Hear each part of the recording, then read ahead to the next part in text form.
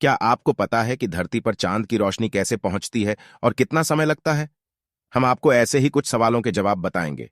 अंधेरे में चमकने वाले चांद की अपनी कोई रोशनी नहीं है, तो आखिर चांद कैसे चमकता है?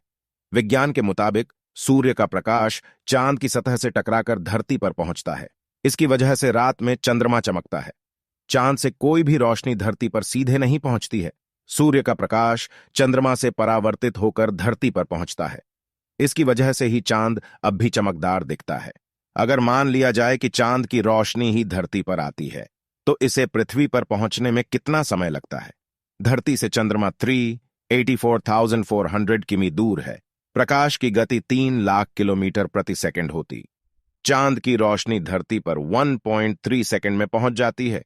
चांद और धरती के बीच की दूरी और प्रकाश की गति के आधार पर यह माना जाता है। धरती से सूर्य की दूरी 14.96 करोड़ किमी है। इसलिए सूर्य की रोशनी को धरती तक आने में 8 मिनट 16.6 सेकंड का समय लगता है। धरती पर चांद की किरणों की तीव्रता बेहद कम होती है, जिसकी वजह से किसी तरह का नुकसान हमें नहीं होता है। कई बार चांद के चारों तरफ इंद्रधनुष की तरह छल्ले दिखाई देते हैं। इसे हेलोरिंग कहते हैं, जिससे हमें किसी तरह का नुकसान नहीं होता। कई बार चांद दिन में नजर आता है। आखिर यह खगोलीय घटना कैसे घटती है? चांद दिन में सूर्य का प्रकाश कम होने की वजह से नजर आता है। इसके बावजूद सूर्य के प्रकाश के परावर्तित होने की वजह से चांद दिन में दिखता है। चांद दिन में ज्यादातर सूरज के उदय और अस्त होने के समय दिखाई देता है। वैज्ञानिकों के मुताबिक वायुमंडल में गैस के कुछ कण घूमते हैं।